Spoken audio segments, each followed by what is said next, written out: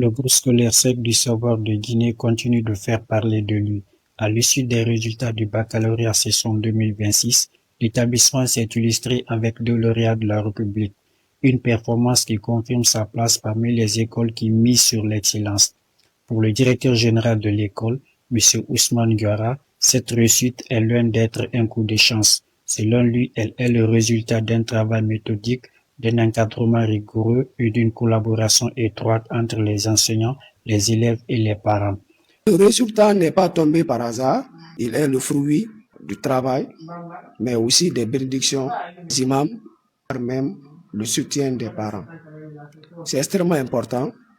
Et ce n'est pas une première d'avoir un lauréat. L'année dernière, j'avais eu un lauréat, 30e de la République, qui est du côté du Maroc.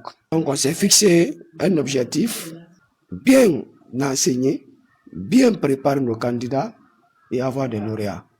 Depuis plusieurs années, le groupe scolaire Cercle du savoir de Guinée a mis en place une stratégie axée sur les révisions intensives, les évaluations régulières et la pratique des sujets d'examen. L'établissement mise également sur une méthode qui responsabilise les élèves. Les cours sont régulièrement restitués, les connaissances sont évaluées et les performances suivies tout au long de l'année scolaire. Notre méthode est simple. Il faut mettre l'enfant à l'œuvre. Quand nous enseignons, nous avons des séances de révision.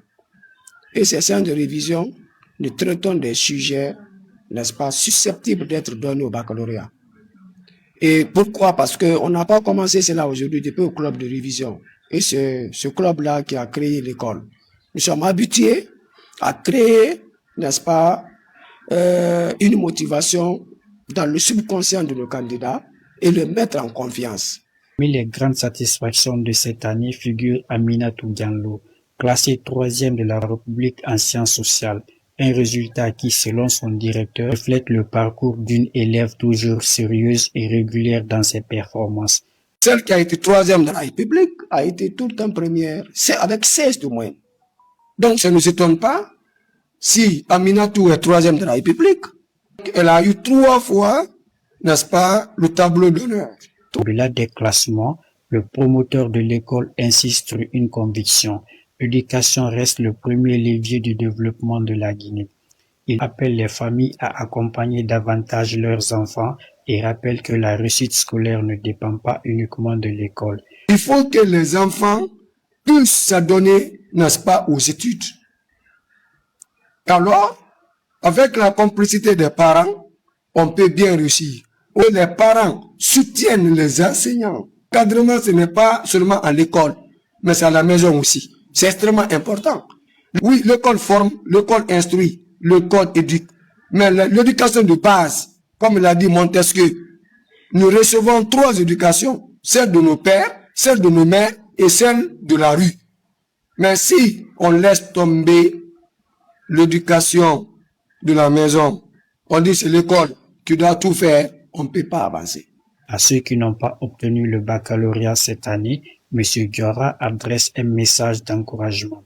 Pour lui, un échec n'est jamais une fin, mais une occasion de redoubler d'efforts, notamment pour les candidats de la session de rattrapage. Si en 2025, l'école a obtenu la 31e place en sciences sociales, puis la 3e place dans la même option en 2026, le directeur vise désormais la 1re place de la République l'année prochaine.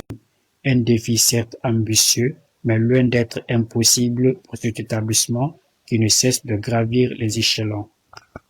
N'oubliez pas de liker la page, de vous abonner et surtout d'activer les notifications.